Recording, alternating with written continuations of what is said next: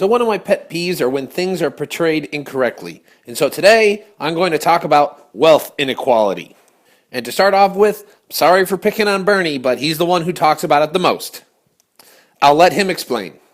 Now today, I'm going to be talking about the incredibly important issue of income and wealth inequality. So first off, they always group wealth and income inequality together. Why do they do that? Well, I'm pretty sure I know the reason why, but first we have to define what these are. There is a complete difference between wealth and income.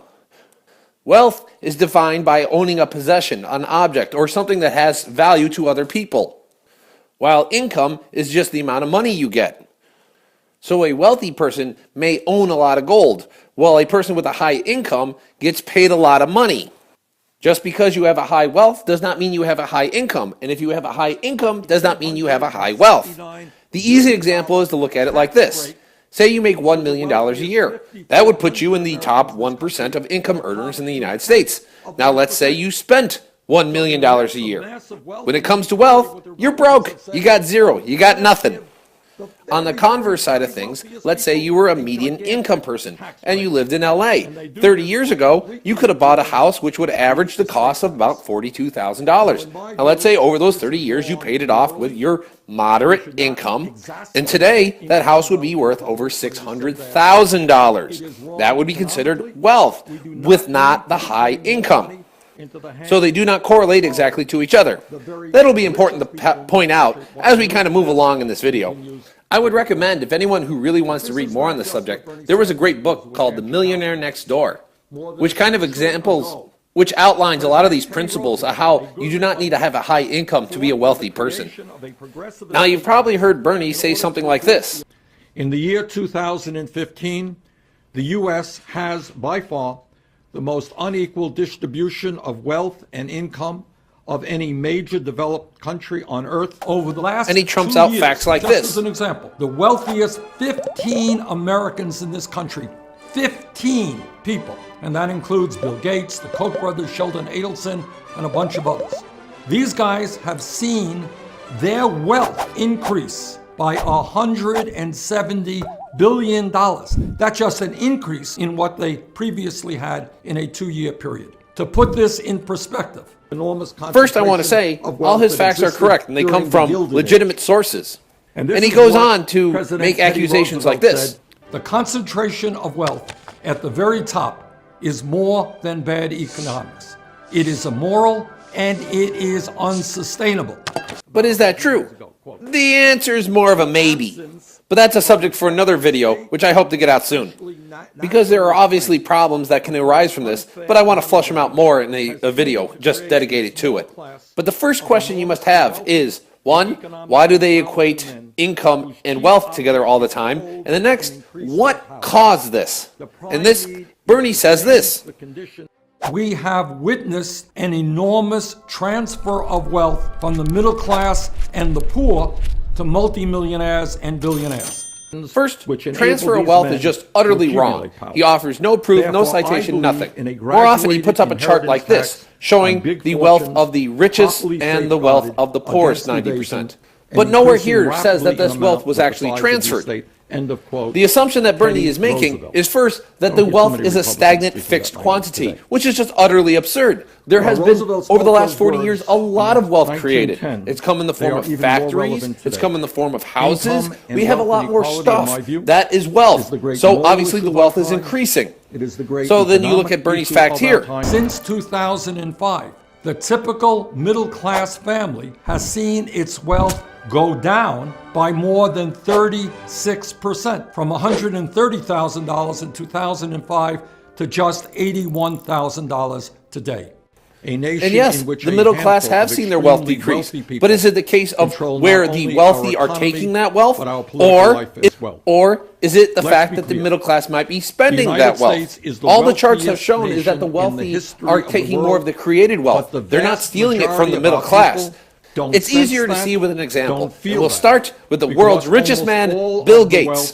Bill Gates is worth around $85 billion.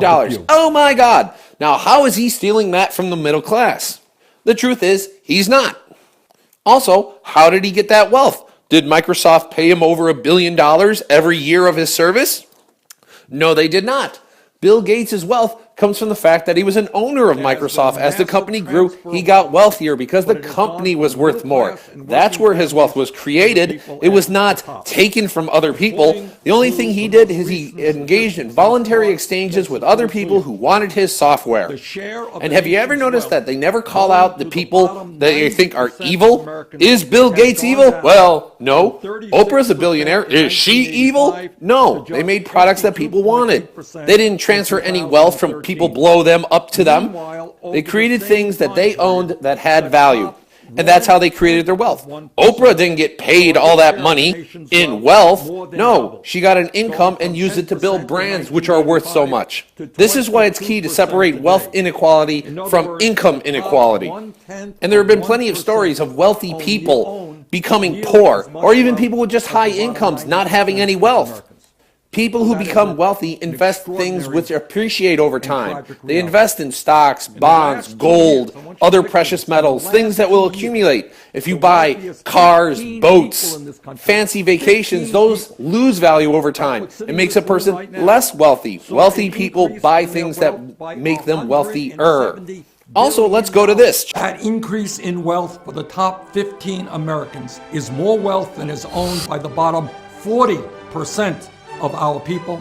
There's no qualifier here that said those bottom 40% are low-income producers. No, it just said those were the bottom 40% of wealth accumulators. So inevitably, some of these people do make low incomes, but also probably some percentage of them also make high incomes. It is not differentiated against. And this is an important thing to remember when looking at these facts. What is not told you in the data? Because again, if you make $1 million and spend $1 million, you're not getting wealthy. But those are just some of the causes, and I'll get to the big ones shortly. But let's talk about some of the solutions. We'll start with the Republicans, who really don't talk about much about it. They talk maybe about opportunity, and I'm not really sure how that equates to it. And they'll also talk about tax cuts, which again has nothing to do with it, because that's income, not wealth. But let's get to what Bernie says. We have got to make sure that anybody in America who works 40 hours a week is not living in poverty. And that means that over a period of a few years, we have got to increase the minimum wage to a living wage of $15 an hour. The first point is the minimum wage, the living wage. First off, living wage is never defined, which is always kind of curious. And this $15, if it was mathematically derived, I'm sure it would be like $15.23, or it has some round number. But let's talk about that living wage, which just increases income. It has nothing to do with wealth. So wealth inequality will not be solved by increasing minimum wage. Furthermore, we need to make certain that we have pay equity for women workers. Absurd. Next is the gender wage gap, which is actually not to exist. So, again, no dice. Second of all, we have to put the American people back to work. And that means a $1 trillion job program to rebuild our crumbling infrastructure, which will result in up to 13 million decent-paying jobs. Next is a jobs platform to make 13 million jobs, which again solves none of the problems, but it does give people work so they have income so that they could technically develop wealth. So I'll give it a foul ball. Third, we need a tax system which is fair. A tax system that's fair, which means we tax the wealthy far more, except you're not taxing the wealthy. You're taxing high-income producers, and we already at the beginning said that income does not equal wealth, so no. And among other things, we need to put a tax on Wall Street speculation. Tax Wall Street speculation! Let's remember that this is an electronic platform. Let's be clear. All you're going to do is have wealthy people move out and trade in Singapore and Hong Kong. Plus, you're taxing income, not wealth. So that every American, regardless of income, can go to college tuition free. Don't sense that? And here he's finally giving something to people. Yes, we're going to give everyone free college, but that doesn't mean they'll be wealthy. Let's remember, this guy dropped out. The only correlations they have with college degrees is that they tend to make more income. Again, Income doesn't equal wealth. He sometimes even talks about health insurance, but a health insurance is not an asset that you can sell for any kind of wealth. So no. Bernie never talks about the true issue. Republicans never talk about the true issue. And the true issue about income inequality is the fact that Americans don't save money. They don't save anything. They're not accumulating. That's why if you just Google Americans don't save, you see article after article. 7 out of 10 can't even bring up $1,000. That's the problem. Americans living too much beyond their means. That's why people talk about debt.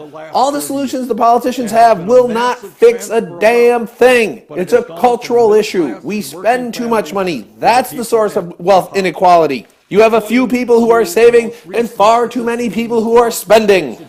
Now, obviously, the reason why you don't hear any politicians telling you the truth is because, one, they can do nothing about your habits. There's nothing legislative they can pass to say that you must save your money.